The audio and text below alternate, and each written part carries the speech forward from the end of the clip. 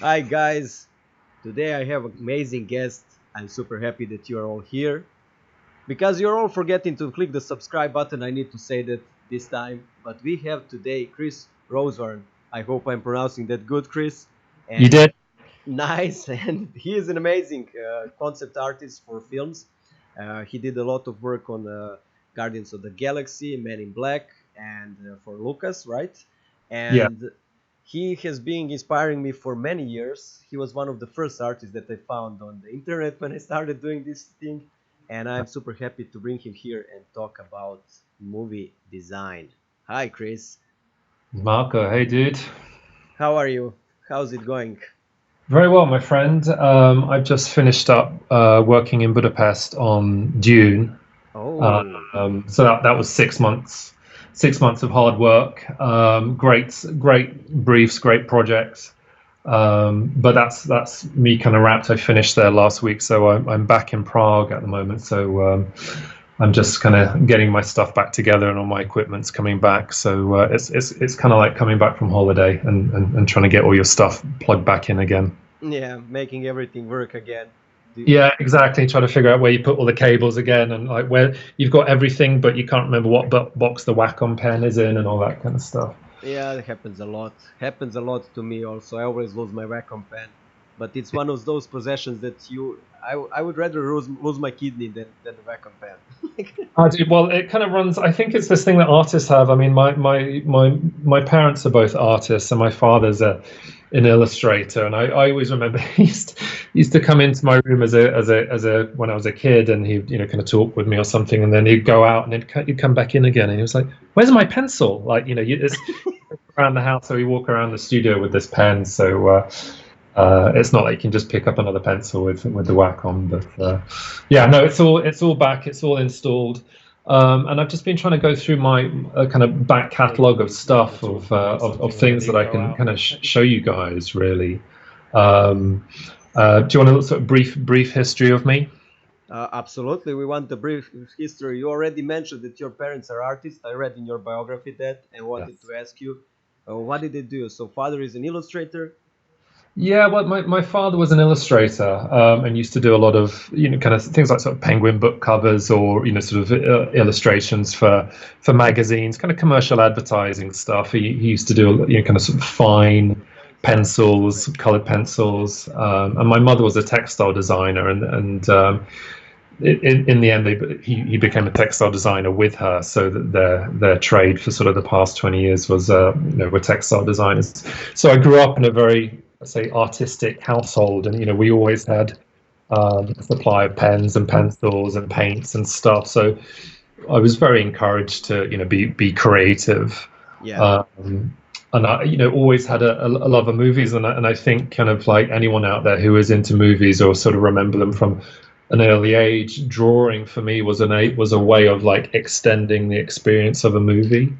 Mm. Going all the way back to Star Wars and drawing, X-wings and Tie fighters. It was like you were kind of making the story of Star Wars go on a bit longer, but on your paper in front of you, and it kind of started from that as a kid, really. But I never actually knew it was something that you could get paid for doing. And I actually thought I was going to be a comic book artist because I loved my favorite movies as a kid were Predator, Terminator. Oh, Loved Aliens, especially Aliens. All the hardware and the tech in the Aliens movies, just incredibly influential. And I saw that at a very inappropriate age. I think I was about 10. But if you look at all the tech and heavy hardware in the Aliens movie, and then you look at a lot of my work, you can kind of see that industrial design influence from an early age. yeah, absolutely. Um, Absolutely, we can see that. That's why I like your work so much because it's very industrial design like. Thank you, thank you. Well, and then what did I do? I did. I did some work experience in a comic book shop when I was in high school, and told them that I wanted to be a comic book artist, and they all sighed and did this kind of symbol of adding it to the pile. Hmm. I was like, oh my God, these guys want to be comic book artists, but they've got to work in shops, so that they're not doing what they want to do. So suddenly I changed my job. Well, didn't change my job. I changed my what I wanted to do. In fact, I've got some pictures here. Um, I've given quite a few talks recently, so I'm just going to pull in. I'm just going to pull in some slides here, just because we're visual people, aren't we? Yeah, I think that people are gonna like this, especially since you. Yeah, I mean, like I saw that. I mean, the idea that someone would fight monsters in a machine just sort of blew my Yeah. mind. Uh, and I just want to point out to all the kids out there. I mean, I'm 40, so anyone that's younger than me is a kid in my eyes. That there was no internet, Yeah. so if you wanted to try and draw stuff again, like you had to buy books or you had to buy magazines in the hope that maybe there was an image of an alien or there was a gun or something like that. Yeah. So it was very, very hard to find reference of the stuff that you liked unless you bought a lot of these magazines. Reference for women was always easy, as I can see. There is a girl on the magazine that you posted. Yeah, that one. But the funny thing was buying a lot of this stuff, like the horror magazines, got me into special effects makeup, and this is actually me at about 12 years old. Oh, you already did then that kind of stuff. Yeah. So that I had all this kind of, I was watching a lot of horror movies, and then wanting to do this sort of makeup effects. I ended up going and doing a model making course down in Yeah. Bournemouth, which is on the south coast of England, and getting work experience at a place called Artem, which do a lot of videos and special effects. And they had this job at the time for this movie called Rain of Fire. Okay. And I was helping the crew basically build this. It was a life-size dragon.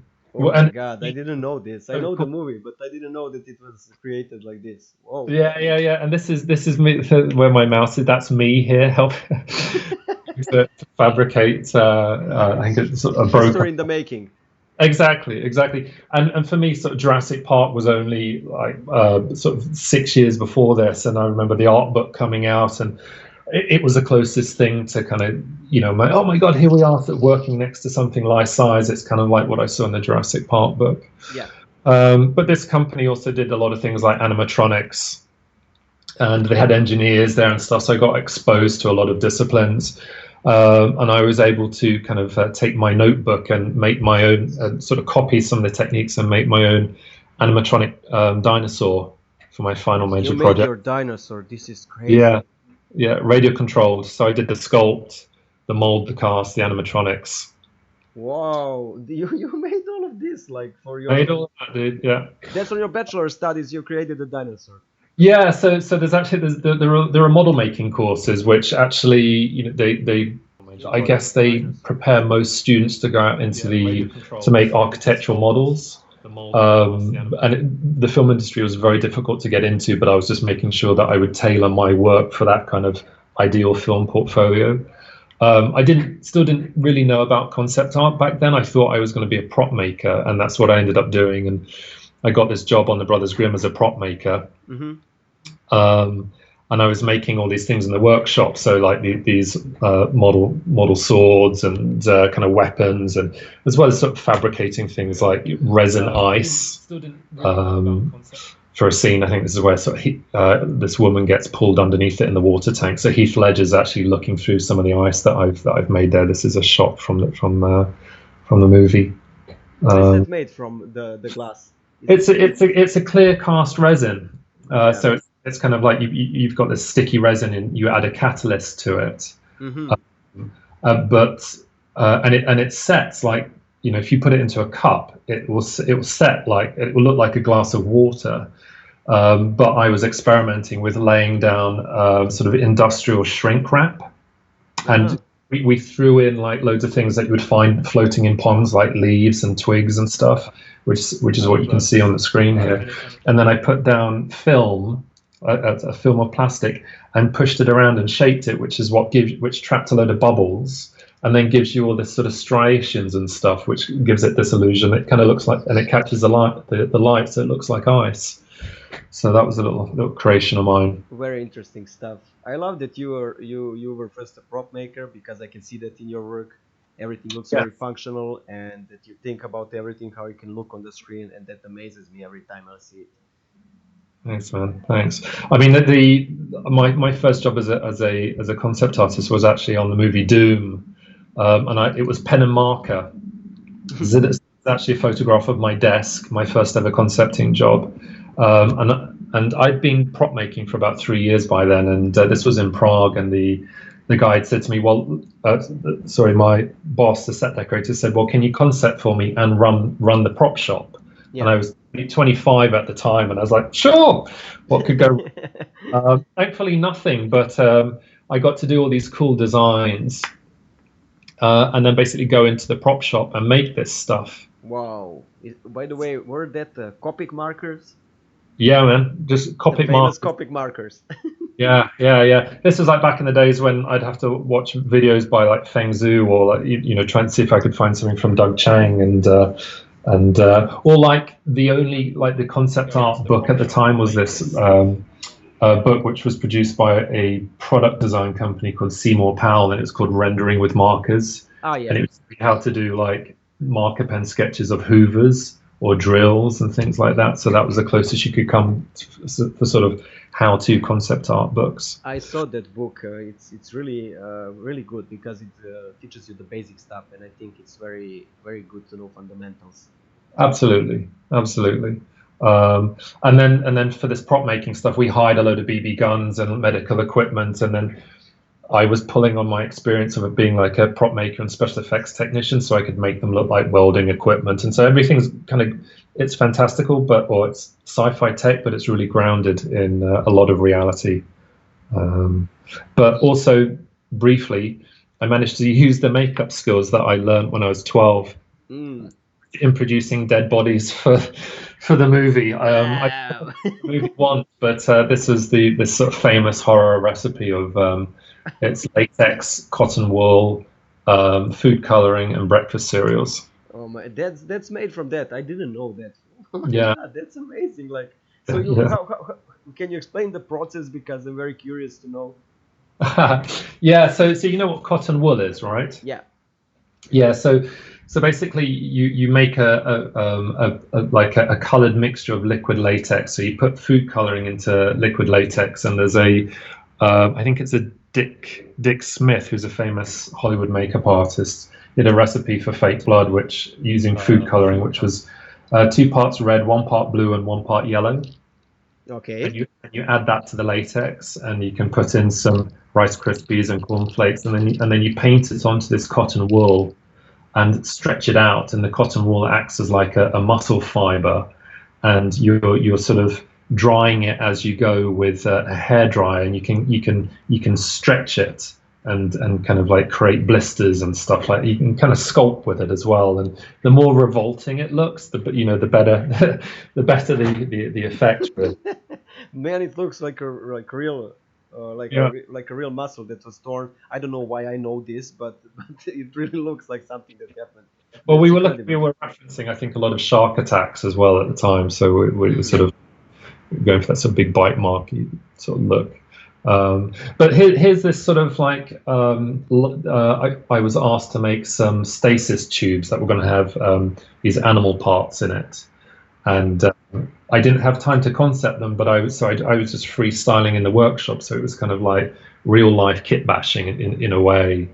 And so I built these series of tubes. This is me here with a buddy of mine working late to produce these series of tubes. They look amazing. By the way, at that time there wasn't the right 3D printing and stuff like that. No, there certainly wasn't. So like this was also techniques that I'd learned in the workshop of like learning how to cut wood on a circular saw and bandsaw, and pillar drills, and then everything that I'd learned in the effect shop with like molding and silicon and casting and resins and stuff like that. So How I do was you? very, very versatile in the workshop when Yeah, I was that age. very creative person I can see. How would you create something like this? For example, what I'm interested, this product or the cylindrical one. How would you create that? How was it produced? Can you explain a little bit about the production methods, what tools were used, and so on? Because I think that today we don't even understand how hard it was to create something like that. Because today you click on a button, a 3D model, and it prints Yeah, something. right. and it just prints. Well, I'm just trying to think of the best view here.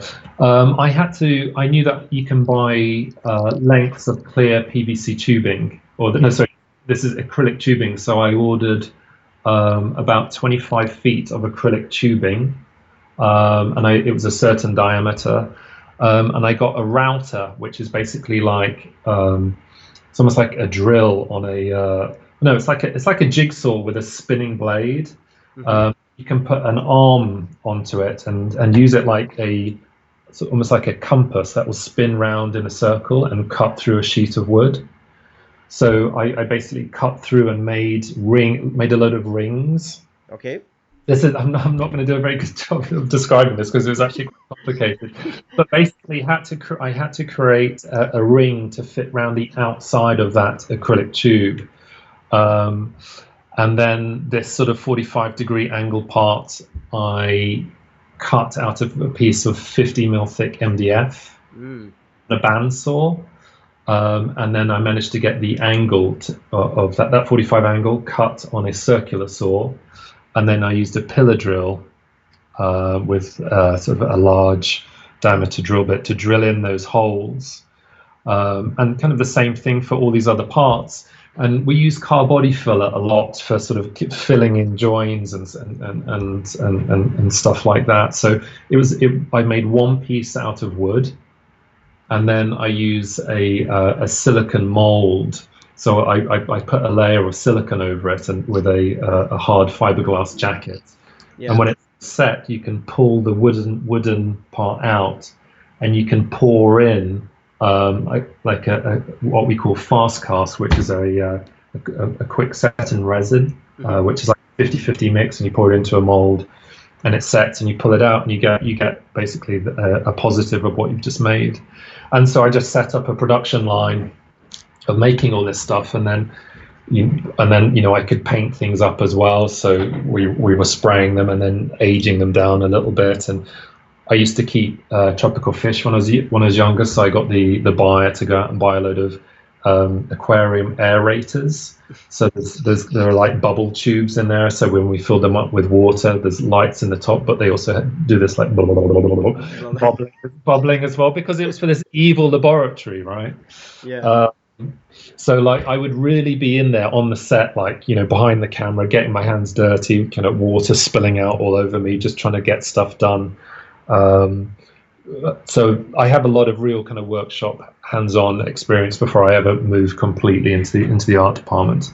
I think that's amazing. I think it's amazing now that you have been describing how you do it. It's so hard to do it. Looks so simple. It's a freaking cylinder just, and you're like making it for how long? Like cutting this, Yeah, well, cutting that. It's it crazy, you know.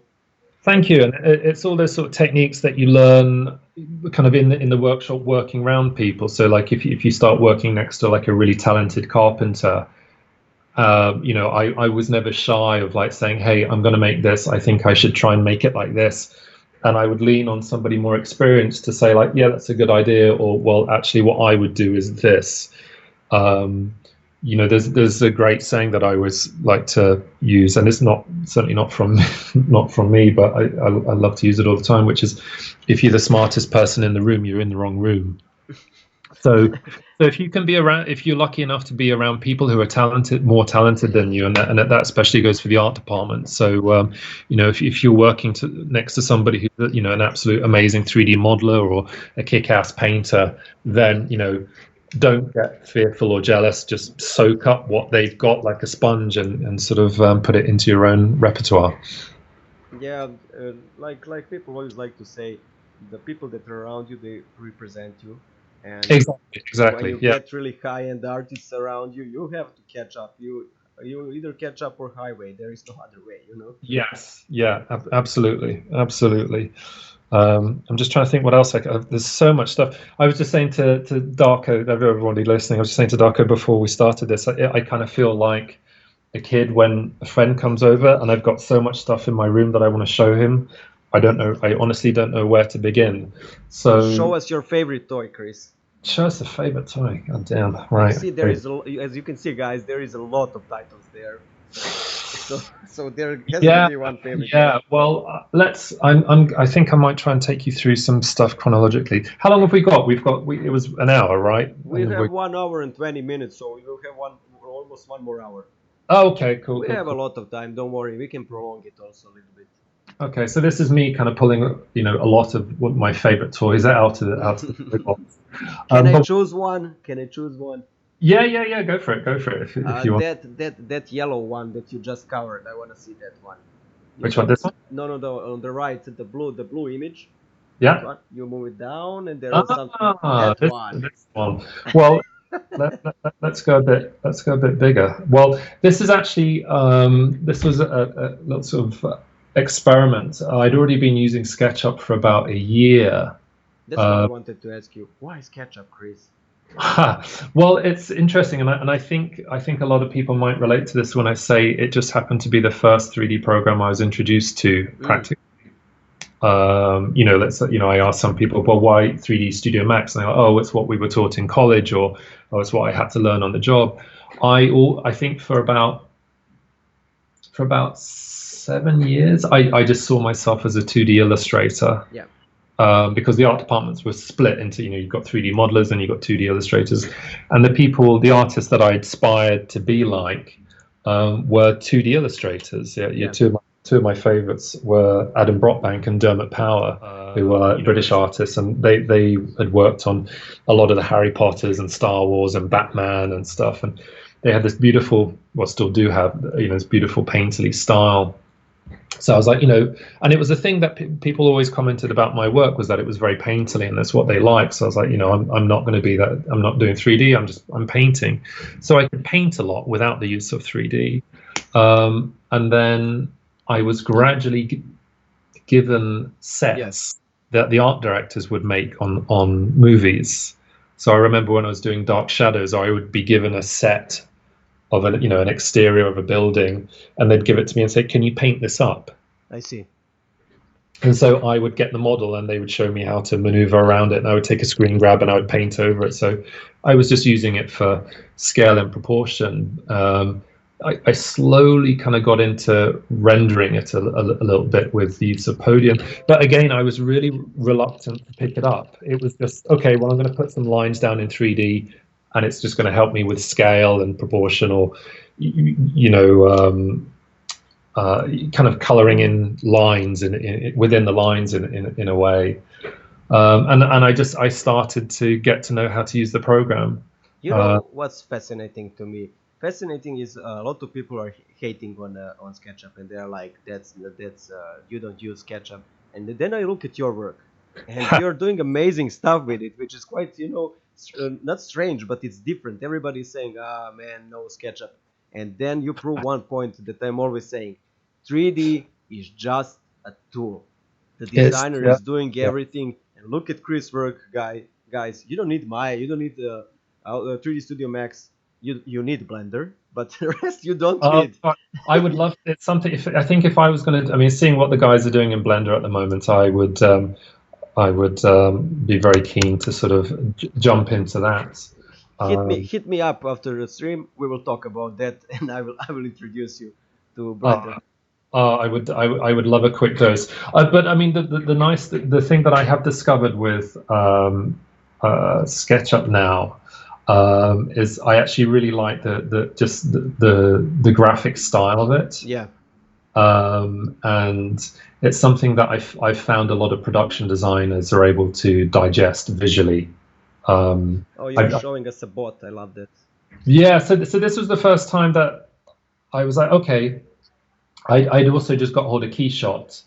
Um, sorry, I'd also just got hold of Okay. Keyshot. So I was like, wow, I can do these sort of photo real renders in Keyshot really, really, really quickly. Yeah.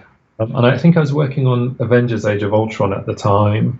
And I thought, well, if I can get these beautiful photo real finishes on a very, very simple model, what happens if I push the model a little bit? And Yeah. so all I was doing was treating it as if, I did this little sketch, and then I'm treating it as if I basically, it's a pile of Lego. Mhm. and I don't really know where it's going to go. I mean, I think the fingers down here, they are sort of copied and squashed versions of parts of the arm or something.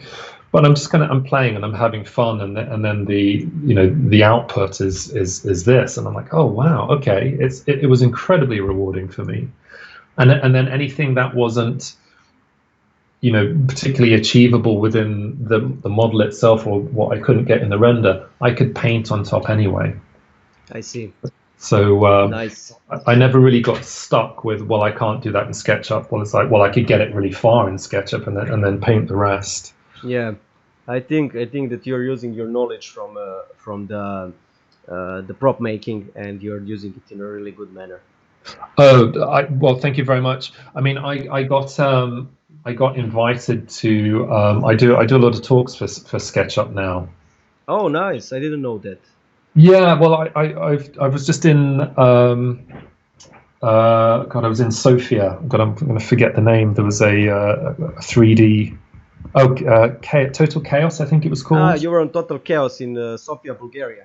Yes, yeah, yeah, yeah, yeah. So I was out there Nice. last week doing a talk, and then I was in Palm Springs last September because there was a SketchUp base camp, and they got all these like I stood up on stage and I'm showing all this work like I am here, and I announced to them God, I was in that I'm Sofia. probably Forget one the of the name of out of the the city room. I'm there. probably one of the worst 3D modelers there, because what I do is it's like a repetition of the things that you learn in SketchUp in like the first 5 pages of like the how to do SketchUp book. And then everything else, I mean, it's just kind of like shapes and booleans and just kind of like making details and stuff. And everything is just kind of design and proportion, and as I always say, I'm playing with Lego. And if I jump onto this blue one here. So you give a lot of lectures around the world. Where will be able to see you again this year? I'm actually on Friday. I'm off to South Korea to do a talk for SketchUp. South Korea, guys. That's the place to be. So I'm going to Seoul in South Korea.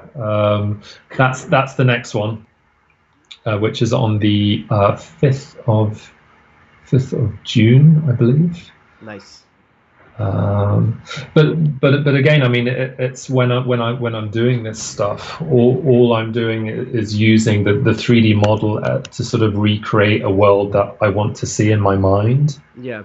And again, kind of Lego is the closest thing I can get to it that make perhaps people who aren't 3D modelers to maybe understand, like, okay, you're just kind of putting things where you'd like them to be, and then you know getting the camera in there and getting out a render and then painting stuff on top. So And that is a key shot, right, with the SketchUp. yes, this is Keyshot and SketchUp. In fact, this is the raw render. Ah, okay. So you put a sorry, field of blur, and then you added a bit of final touches, which I Yeah, really love. and this is an interesting discussion I have with when you are using real renders, is that you've got this and you Yeah. see 100% of everything on the page, which is not a good thing.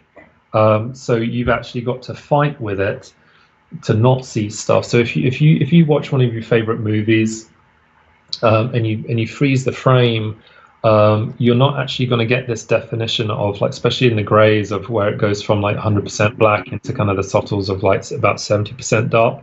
And Okay. actually, a lot of that gets crushed. And also, cropping is another thing that sort of makes stuff look very cinematic.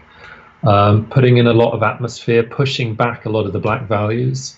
It means you're going to lose some of the details, but it's you go from this transition of modeling to kind of like telling a visual story. Um, so kind of sacrificing your baby a little bit, because you got to lose some information to Yeah. actually improve the image. Because That's seeing more of everything works against you. Yeah, that's very interesting thing that you say. I mean, I think it gives me different input when I'm looking at it.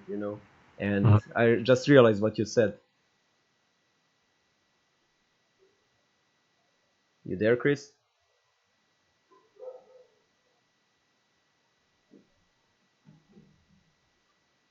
Chris? Because seeing more of everything works against you. Yeah, that's very interesting thing that you say. I mean, I think. Chris, you there? Sorry, guys, we are having a connection problem. Chris has disconnected. Wait, he's coming back. Just let me check what happened. Oh, here he is. Okay, we are back. Something happened. Yes, technology. Right, let's get this right. No worries, no worries. We are here. All good. We're live. We are alive. We're live. So, So are we back? Can you see the screen? yes, we are waiting for you to share it. It's not still shared. Okay. Okay, start sharing. Let me know when you can see it. Yep. It's working. Okay, cool. Yeah, so we were talking about losing some of the information in the render on purpose. Yeah, we were talking about that.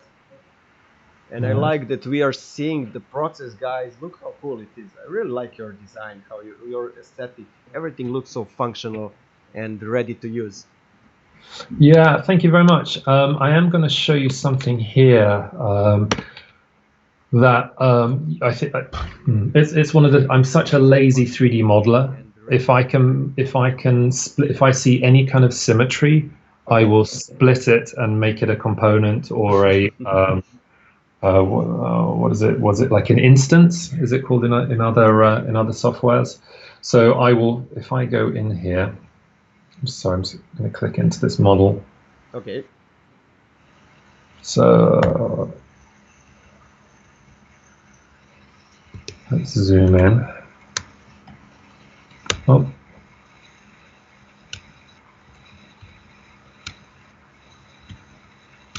So for this collar that goes around that ring, okay, you can see here I've divided up. I basically built that shape. Yeah. It's a primitive shape. I divided it into 6 and repeated that around as a component, and then I even split that in half. So whatever I do on this face here happens to all of them. I see. You made a mirror or instance. A mirror or instance. Or in Blender, array. I don't know, is it in other programs, array? An array, yes. It's basically it's a gift for lazy 3D modelers like me, because if I can make the program do the work, I will. And I like to only model one detail, model a detail once and then have the software repeat it around, really. For example, that tool in the Blender for me is horrible. I always like to say that that's the only tool that I don't like, and it's very, very different than in other programs. It literally has a couple of steps before you can do it, so it always makes me angry when I'm doing it. Well, I got into I started using a bit of Moy and a bit of Fusion for a while, and the one thing that sort of stopped me was that there was no sort of mirrored symmetry in Moy. So I couldn't do that.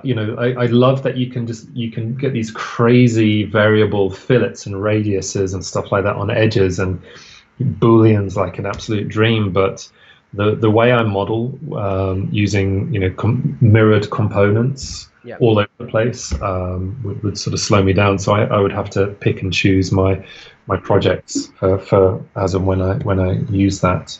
I see. Another thing that I was using it for really early on was I worked on A Good Day to Die Hard, which was one of the last Die Hard movies. It was the last Die Hard movie, and it was great because I could set up some really, really simple geometry and just kind of like road divider, a wall, a building, and then use the SketchUp warehouse to download cars. I see. So these are 3D models. These are 3D models. Okay. uh, which I would place into position and get the camera in there, and then I would do a render in Podium and then place a lot of photo textures on top and paint them up and stuff. So that was the first time that I really managed to start getting to grips with SketchUp and how fast that can be, and especially because I really like, I'm an illustrator at heart, and I love painting on top of stuff. And if the render robs a lot of that work, sometimes it's kind of nice if you're saving time. But I really enjoy painting. I really, really enjoy painting. Yeah. So I think a lot of my work now has this feeling of it being kind of sort of photoreal materials and lighting and perhaps atmosphere.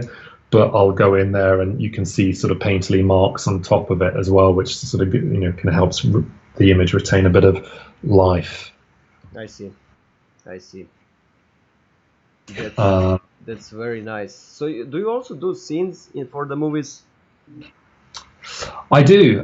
When you say scenes, like so like an action scene, then, or Like environment storytelling stuff, like the ones that you're showing, those are right all from the movies. You do that yes, kind of yeah, scenes and props. yeah, yeah. So Mm. this is from Ridley Scott's Exodus, Yeah. and this was a sort of a rather grim scene for sort of public execution, and that gallows was modelled in SketchUp. And then the rest is painted. So there was this nice marriage of like being able to do this 3D model that I could give to the construction department for them to kind of break down and see what needed to be made, and how to make sure that was structurally sound. But then I could just get that into the scene and then do my kind of painterly bit on the rest of it. So I really like this fusion of using 3D but also keeping it quite painterly. Here's another scene from Die Hard. This was inside one of the vaults in Chernobyl. Oh, So this was modeled in SketchUp, okay. and then again just going in and painting on top. So I'm making the model and the render do a lot of the legwork, and then going back in there and just sort of breaking up that render and painting it up a bit. Uh, I think that the guests would like to know one thing. For example, the painting that you did for Ridley Scott. Yes. How much time do you have to do something that when like that when you're working on a movie? Typically, like I try to give myself a day for something like this. Hmm. Uh, the structure is very very sort of simple, just made up of primitive shapes. There's not really any detail or texture on it. Um, Actually, I think this one was maybe 2 days, not because it was unfinished, but because it got altered. I didn't have enough information to finish the background. Yeah. Um, but the majority of it was done. I think probably the longest part was painting the guys in the front. Okay. I hate painting figures. Uh, I think in a lot of my scenes you'll find like, oh, Chris, it's funny how all your guys are facing away from camera or just slightly back and three quarters. Like That's why you hang them all on this image. yeah. I mean, if this guy on the left here, if he was facing camera, I would get so caught up in trying to like, make his eyes look right, and it can be very, very distracting. Yeah. I'm not a fan of painting figures. I only like to paint them when they have armor over their face. Exactly, exactly. Well, Like sometimes I do figures like I think on Die Hard that like a lot of them were like special forces guys, so they had a helmet and like a mask on, like or yeah, breathing apparatus, and it was great. Or if you're ever doing any kind of sci-fi, like I was doing, I've done two of the last Star Wars movies, and so I when we see. had to paint figures in there, just as like for scale, um, everyone had a cloak. Nah, Everyone had a cloak and maybe like a not quite a staff, but figures are easy to paint when they wear cloaks. I yeah, find. yeah. They cover most of the body, so it's good. That's right. Uh, That's right. I have to say something. So guys, there I see there is a lot of you. If you have some questions, hi Zvezdan, how Andreas, hi Sergi, if I'm pronouncing it good. I see Uh, everybody likes Chris here, and they are saying that you are awesome. If you have any question, guys, feel free to ask because I think that Chris can answer many amazing stuff and tell you a lot of stuff that you would like to know. So yeah. Oh, look at the bot.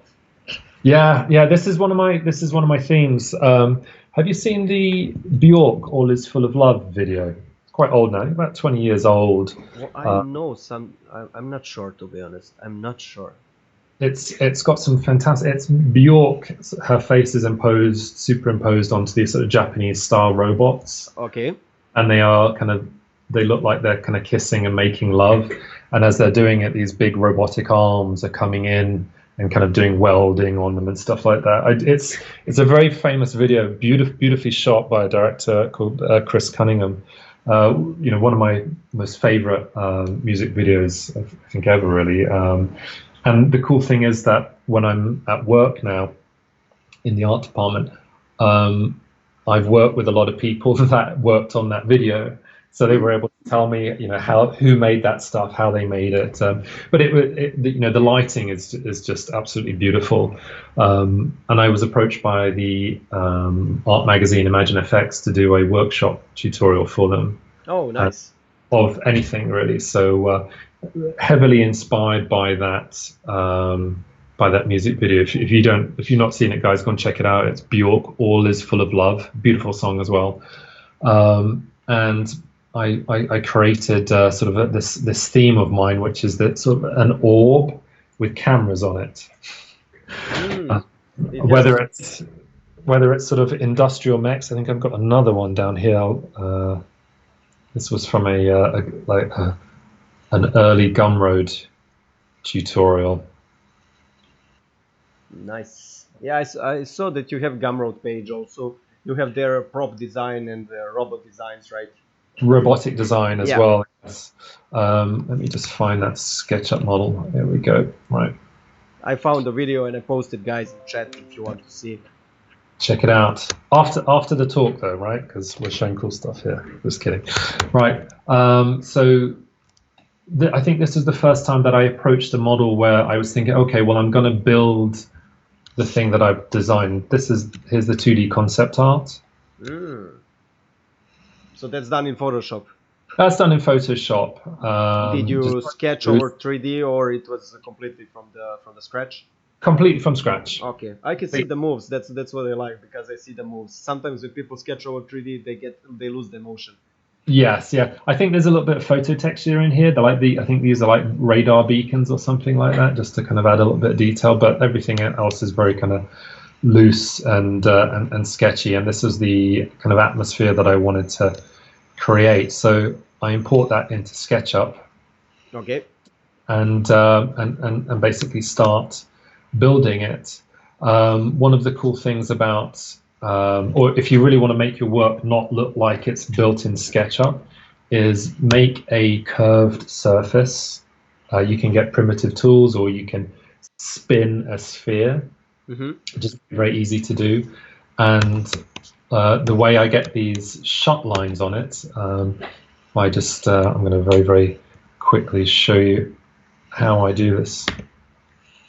Let's just group that for a second and stick it in front. Look at the SketchUp magic, guys. Not quite magic. Darko did actually ask me if I could give a demo, but I'm kind of like, and I think you guys will sympathize with this, is that I can't multitask. So I'm either going to be like all in the model, and Darko is going to be talking to me, and I'm going to be like, yeah, sorry, did you say something? What?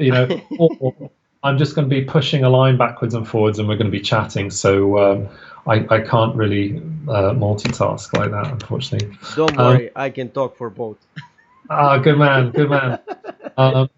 Let's see.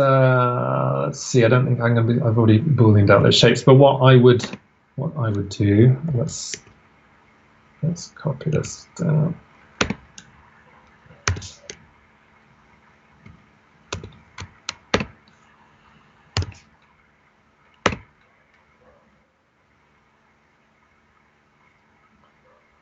Okay, and I'm going to delete that. So what I've got, what we end up with, guys, is this flat plane in front of our curved object, and this is the technique that I use to get these lines going around here. Yeah, the cut lines. Yes, the cut lines, and that's the thing that I get asked is like, wow, how do you get cut lines on a curved object, especially in SketchUp? Because when you say SketchUp to people, I think their default is like, just pushing and pulling, kind of blocky shapes. Yeah. So this is how I like to add detail. So I would basically use the push pull tool to then go into the model like that, and I would then basically do a let's see if we can. I'm gonna ruin my camera head here. I will undo it, but let's see if this will work. Let's pull that down.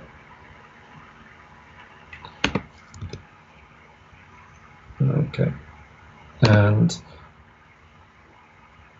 what I would do, it's probably we're going to end up with a live crash, but I'm going to go right click, intersect with model, and what that should do is basically everywhere on this curved surface where our little plane projects through it, it's going to cut a line, and that's going to enable us to basically go in and delete basically delete that geometry, because it's going to create a separation.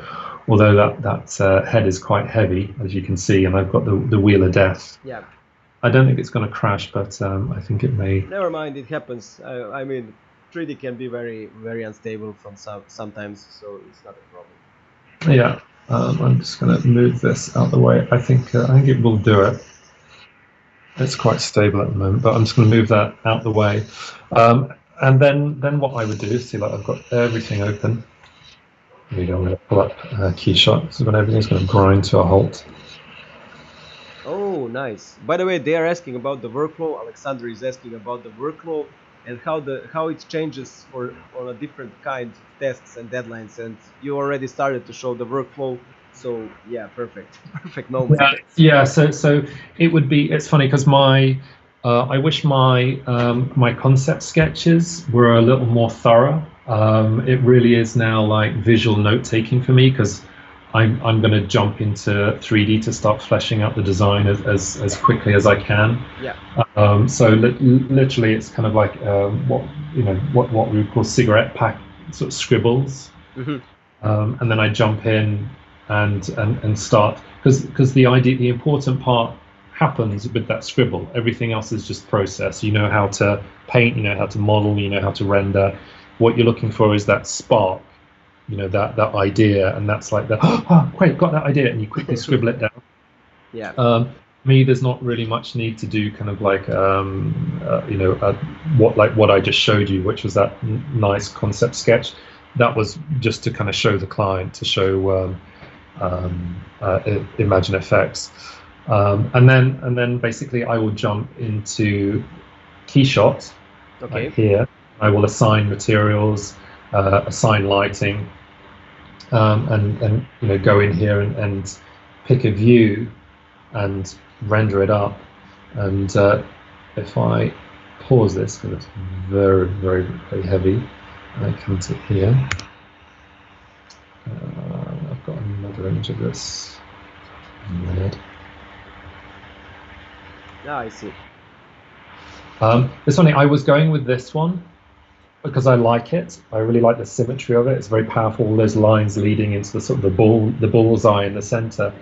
But Imagine Effects wrote back to say that that's where the crease of the paper, of the page, is going to be. The center of the magazine is going to go right through the image. So I had to redo it and move it over to the side. And this is the version. So here's that's the raw render. So I've not done anything to it. That's it straight from. So that's SketchUp, Keyshot, and then just pulled into Photoshop. And so what I was doing here, I was adding a lot of color correction and a lot of bloom and an atmosphere to kind of get this sort of very atmospheric Blade Runner style visual.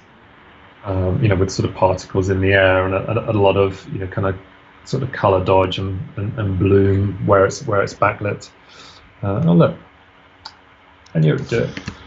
So look, I like to call these things the cutting tool, right? Oh, it works. So see what it's done here. So if I go in here now, I can select that and delete it. Mm. Over here and delete. So now I've got that. I've got that line that runs through it, and you can make this line a little more detailed. Like if I put a radius on that plane on the cutting tool, Yeah. I radius those edges, I would have a little radius there as well. So that's how I add those shut lines around it. And same thing for the holes. They're just projected through, and I boolean them out, and all those little details. They really help pay off, because especially on a surface like this, you need things that are gonna catch the light and shadow, to basically give you a shape, form. They give a lot of personality to a design, especially hard surface and stuff like that. Good cut lines are half of the job. Yeah, and sometimes, I mean, there's a lot of detail on the top that I'm losing there, but it only takes an extra, kind of like 10 minutes to add kind of more detail lines, or some more shut lines, or holes, or connection points. And when you've got a full model, the world is then your oyster, because you can shoot it from any angle. Yeah. Because you might have a sort of a preconception of what you want to get. But what I like is having the whole model there, and being able to rotate it around in my hand and think, like, actually, you know what, we're going to go for this sort of like extreme close up here with this red light on, and everything's going to be sort of blurred and out of focus. So even though it was designed for kind of one or two shots, you can actually get a lot of coverage from it.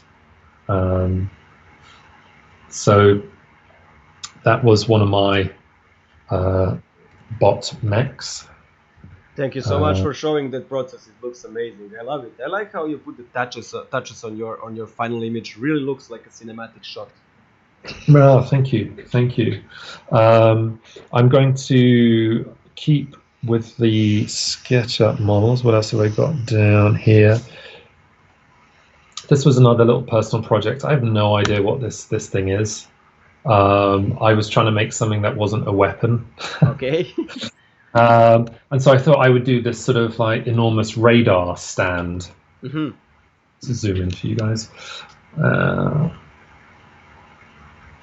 And what I wanted to concentrate on was basically replicating a lot of the mechanics that I was referencing.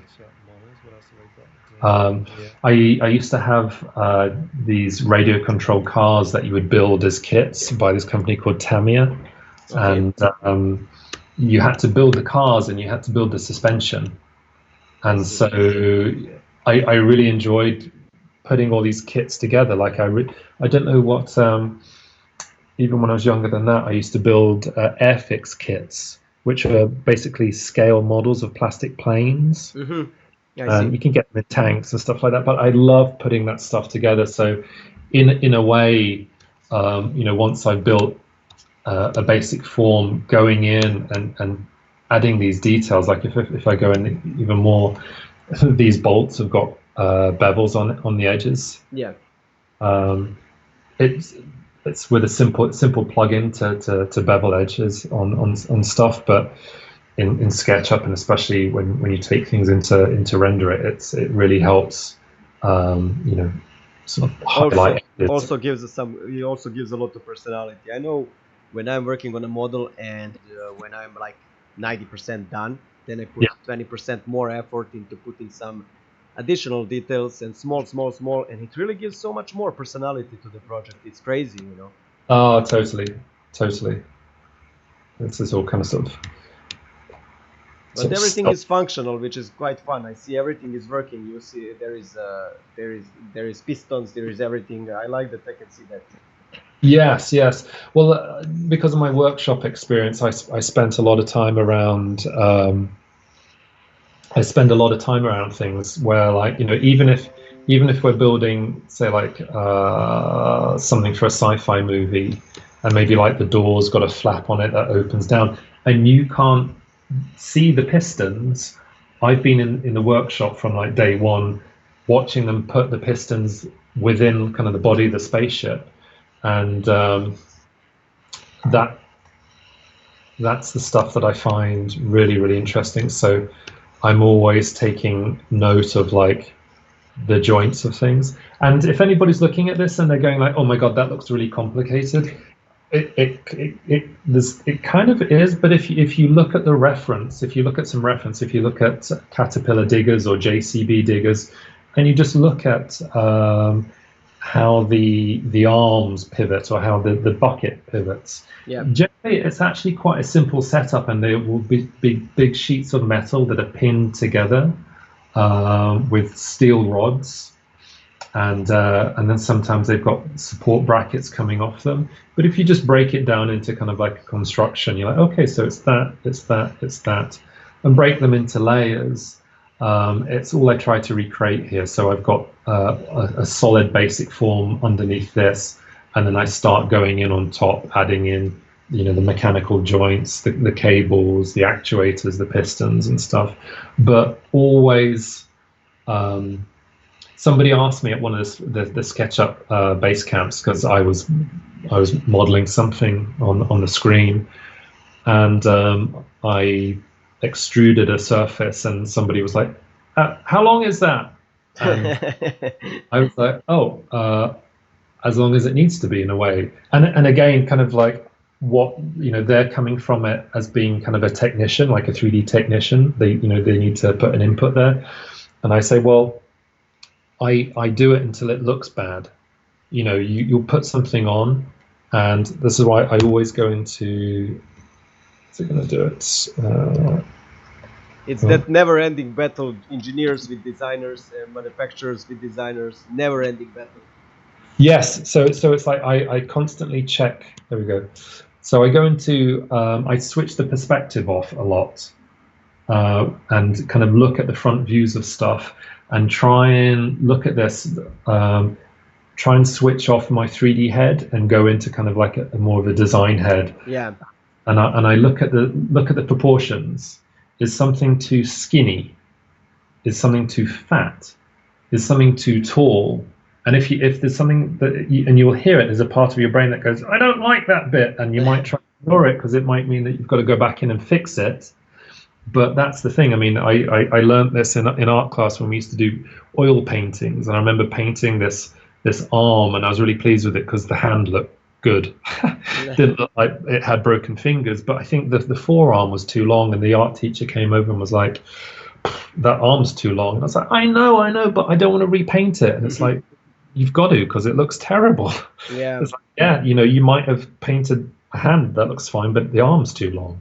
Yeah. And so having to take a cloth and wipe it off and repaint it, you know, you've got to have that same approach, I think, to a lot of your work, is get into sort of like, you know, the modeling mode, but then also kind of step back and be analytical, you know. Absolutely. A lot of designers have that kind of problem, especially when they're students. I remember when I was studying, and they would see that something is not working, but just because of, I don't know if it's ego or something else, they didn't want to change it. They were like, but the main thing for me in design is patience and change. Change is inevitable, so you can't go away from it in anything in life, in design especially. If you see something bad on it, as you said, you have to change it. There is no other way. And it should be celebrated because it's an improvement. Yeah, absolutely, because you're improving. It's same. You work out a lot. That's what I know. And yes, it's same like in the gym. Oh man, you're working out. You're lifting weights. Tomorrow you will lift bigger weights. Yes. Just in this case, you feel proud, and it's still the change. But when you need something to change on the model, it's again the change, but it's in a different way. But for me, in both ways, it's just a change. It's happening. Yes, and in fact, I actually kind of actively seek it out in a way. Like I'll go and make a coffee so I can come back and look at stuff with fresh eyes. Oh. And you know, and you know, I kind of I seek out that change, and I sort of celebrate it and embrace it. So switch stuff into orthogonal view a lot, guys, just so you can check proportions, see if, you know, kind of arms are too skinny or too fat, and turn it around a lot. You know, again, like if this is a model, if going back to, you know, how long should something be, it's the same as like when you're putting Lego bricks on I'm going to need to play with some Lego after this. It's like when you're putting Lego bricks onto something, you don't know how many bricks you're going to put on until you know that there's too many. Fresh eyes, as you said. For me, Yeah. my quality of work improves dramatically when I'm resting my eyes and when I turn off my social media. My Oh, quality of work goes through the roof. Like, yes. A big tip, guys, I think for social media, and this one helped me a lot. Um, if anyone's using Google Chrome, you can get this app called News Feed Eradicator. mm, Which means that every time you switch on Facebook, you don't see a news feed. nice. You see your page. Oh, when you switch on, if I switch on Facebook now, I get I see Facebook, and then it comes up with a motivational quote about, like, how not to waste time. You can go and actively find other people's pages if by searching for them, or you can do your own. But there's no endless wall to scroll on. And it took about a week, because I remember, like, I kept clicking on it. I'm like, oh, there's nothing there. There's nothing there. And now I don't. Now I don't look on it. It was like a habit I had to break. It's Yeah. terrible. Social media is there is a lot of good stuff, but when it comes to design, if you can come on in certain times to your social media, it's really good because your brain gets more relaxed and you can do more stuff. Yeah, get off my social media. Instagram, I'm really enjoying now. That's kind of my thing. I will post your Instagram on the chat. Thank you very much. Thank you very much. This is kind of like, this was also sort of part two of one of my gumroads, which is, okay. So if you've modeled your design, let's maybe give it some context. And this is what I mean by being able to use the SketchUp warehouse. And I don't think this isn't just for SketchUp users. I know a lot of friends who are using kind of Modo or Maya or Max. You can also import models from the SketchUp warehouse into that software. So for things like cars, it's there are so many models of cars there available for free, which you can just put into your scene. This guy, he is someone at SketchUp told me who he is. Where there was a certain version of SketchUp, it's 2015, but when you opened a new file, there's always a figure. Like if I do new file, yeah. So I got this woman, and this is actually somebody at SketchUp. It's always based on somebody.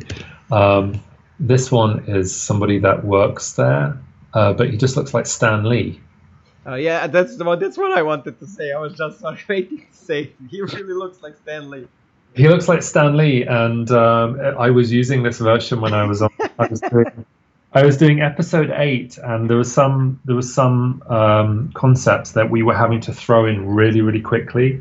So I was having to do screen grabs, and we'd be in this big meeting room with, like, the production designer, the supervising art director, Ryan Johnson, the director, and they go through, like, okay, so now let's look at the the visuals for the tables in the casino, and they would come up, and everyone would always comment like, oh, it's Stan Lee. I was like, yeah. Let's get a different figure for scale. Anyway, so I built this. This is kind of what I used to do on with those Die Hard visuals, where I built this bridge. And again, my lazy modeling means that I only ever modeled. It's one piece instance. Yeah, exactly. Just copied around. You can get a camera in there. Find your view. And let's move this out of the way. All of my toys are all over the floor. Let's move that. There it is. By the way, guys, we are going for 15 more minutes. If you have some questions, we have one question, but if you have some other questions, feel free to ask. VCD Studios, yeah, pronouncing it good, VDC actually, is asking, where is a good place to get critique on your work?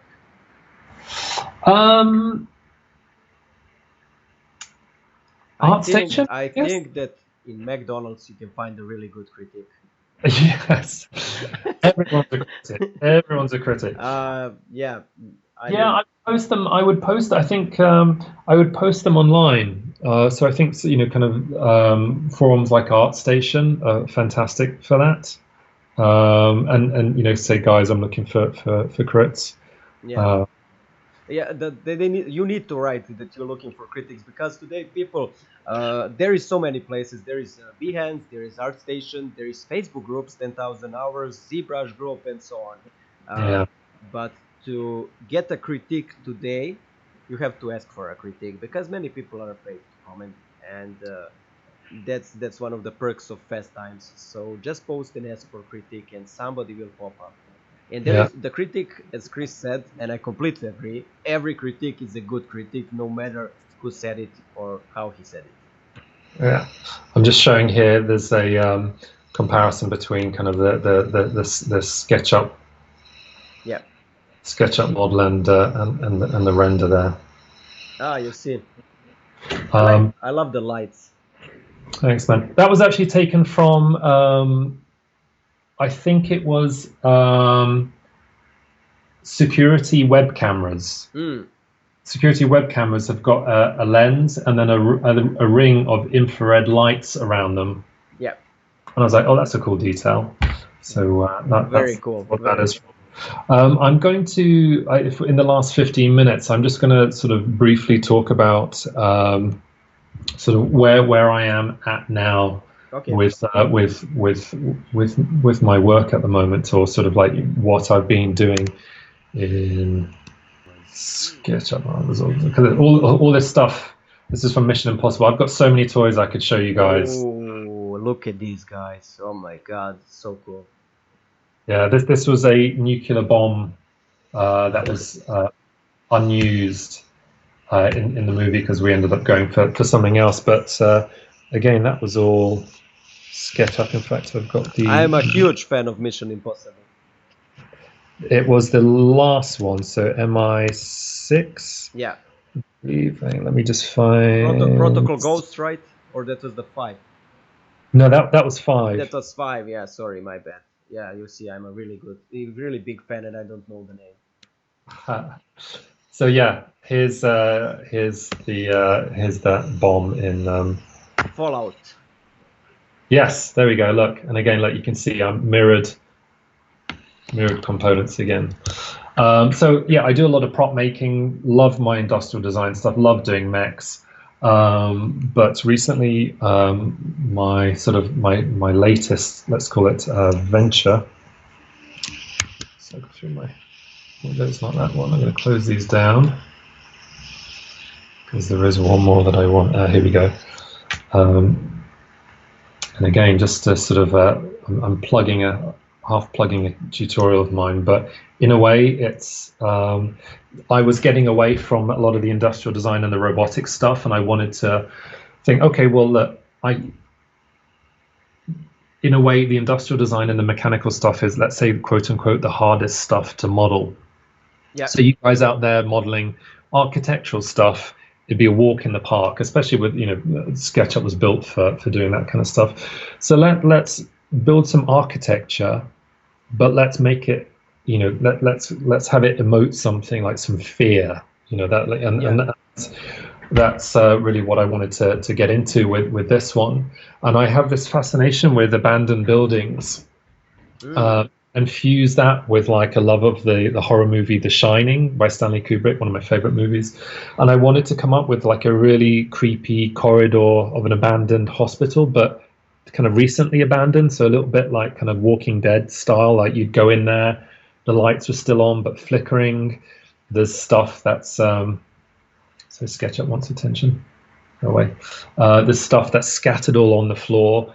And what kind of a story can I tell here within that set, and create this was about 10% Photoshop. The rest it's all SketchUp and KeyShot.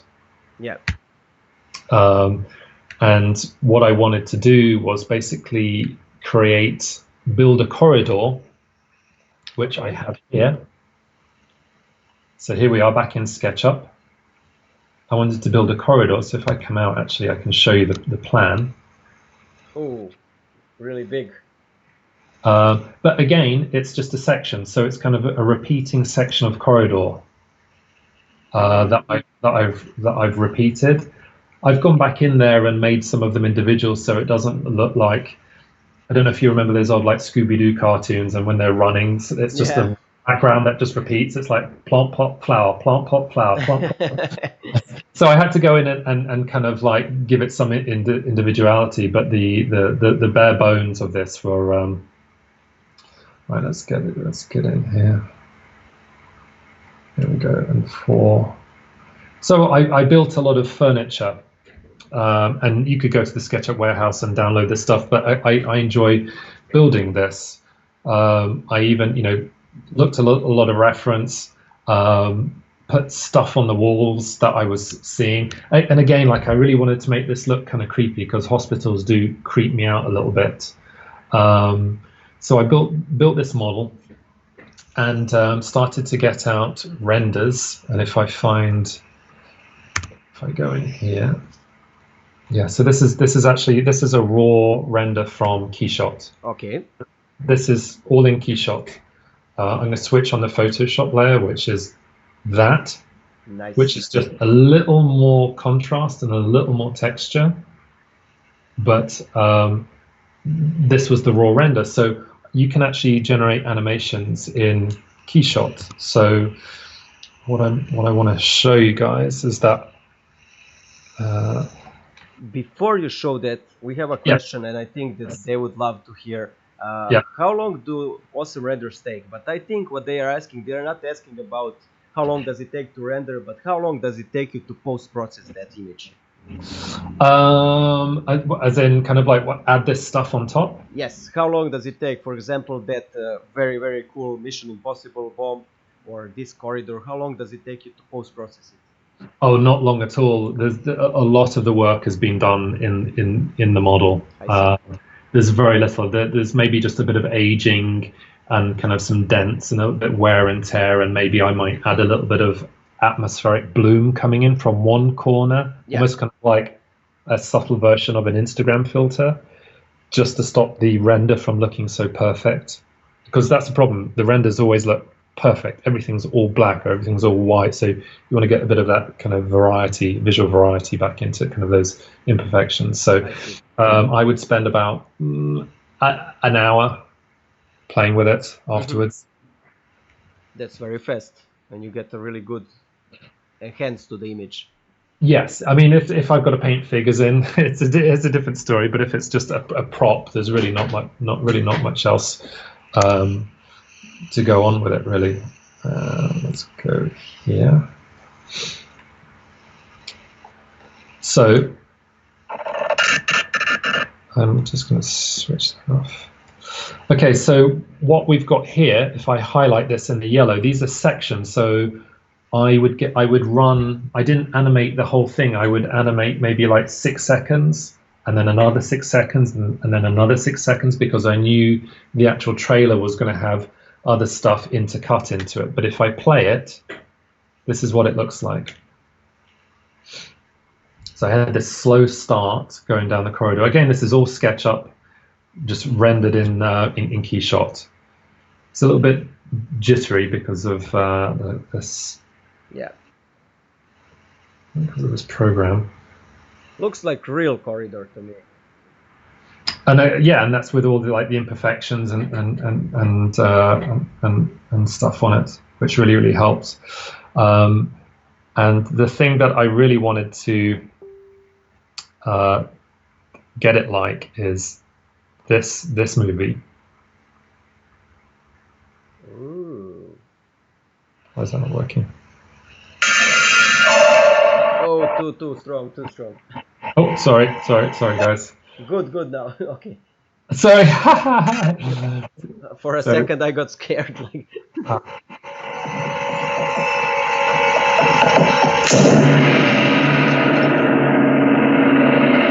So just pay attention to that sound effect, okay? So we've got our boring render, okay? So what I did was go around on some sound libraries, okay, to see what would happen if I put some sound in on top.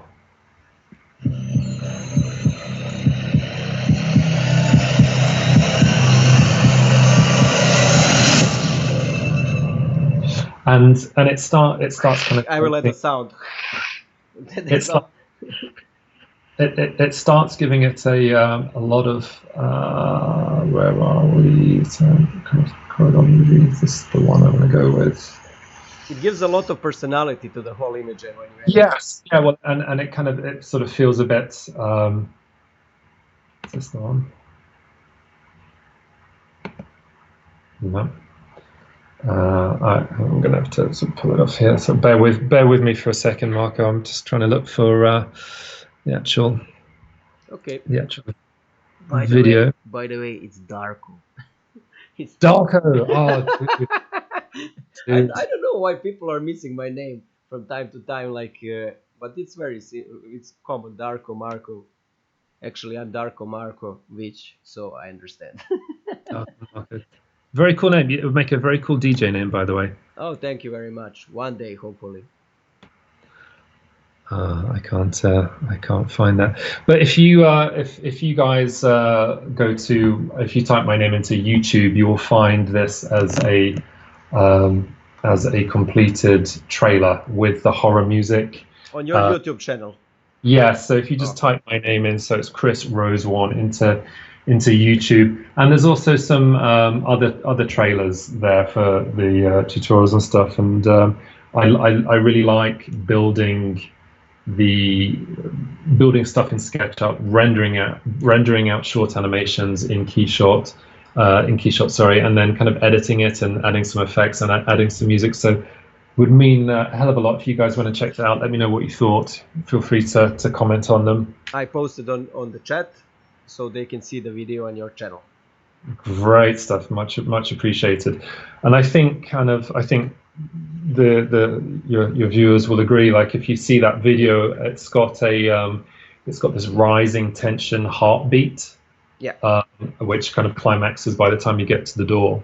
So it evokes something like, from an 80s horror movie, which was what I was after. So again, it kind of taps into that sort of childhood love of wanting to recreate or be in that movie cinematic world from when I used to draw spaceships as a kid. Well, now here I am kind of creating a world again to kind of put me back into it. And sort of pushing around again. So you kind of world building in a way with this. So it's not just about kind of bots and mechs and things like that, but you can also sort of create sort of an emotion or reaction with it, which I find quite powerful now.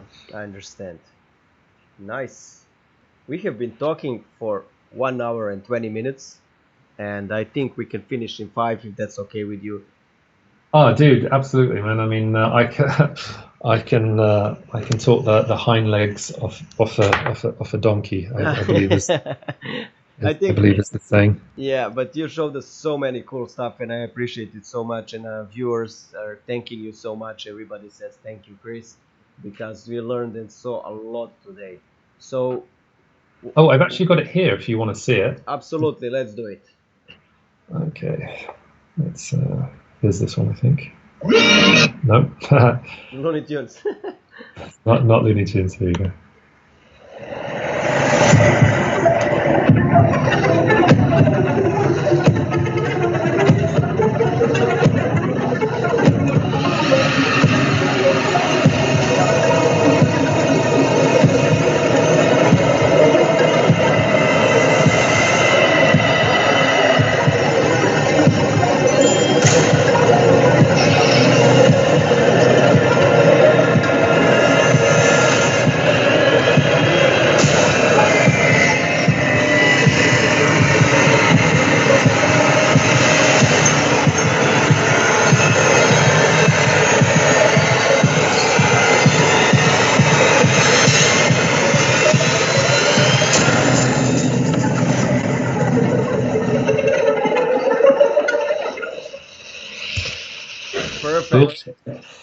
Perfect. Scary stuff for the ending.